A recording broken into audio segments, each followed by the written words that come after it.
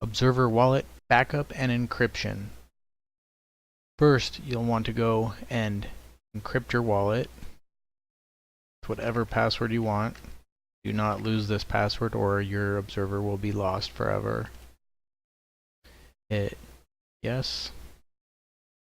The wallet will close down while it encrypts your wallet. Once it's finished closing, reopen the wallet.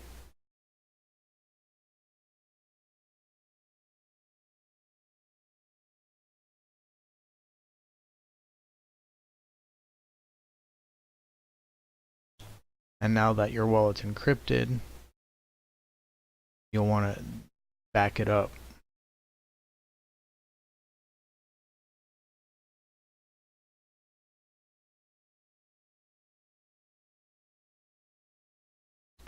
Save your wallet.dat somewhere safe.